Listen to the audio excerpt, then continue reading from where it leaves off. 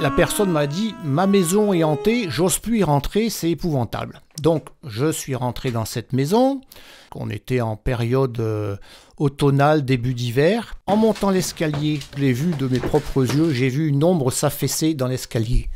Donc ça, c'était une première entité.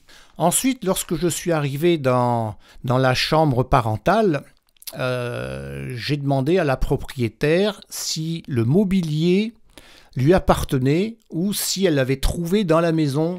Elle m'a dit, il n'y a que le miroir que nous avons trouvé dans la cave. Le miroir reflète en fait les anciens habitants de la maison qui sont décédés, mais qui peuvent également refléter des entités malveillantes.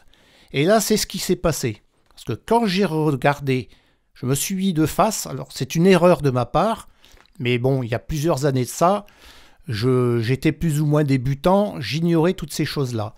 Et voilà, moi quand j'interviens, maintenant je me mets de côté pour observer, et avec le pendule, je demande si ce miroir est habité. Quand on regarde un miroir dans une maison qu'on ne connaît pas, ou que vous achetez un miroir, il faut toujours le regarder de biais.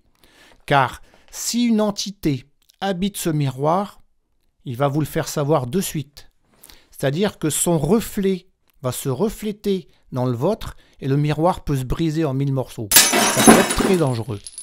Donc moi je l'ai regardé de face et en fait j'ai vu derrière moi une femme des années 30 qui était très très bien habillée d'ailleurs, c'était une dame bourgeoise. Et j'ai vu à son air que ça ne lui plaisait pas que je me reflète dans son miroir. Donc je me suis enlevé tout de suite.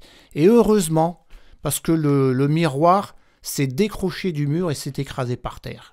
J'aurais pu être blessé dans cette histoire. Maintenant je le sais, je ne regarde jamais un miroir de face dans une maison que je vais dépolluer.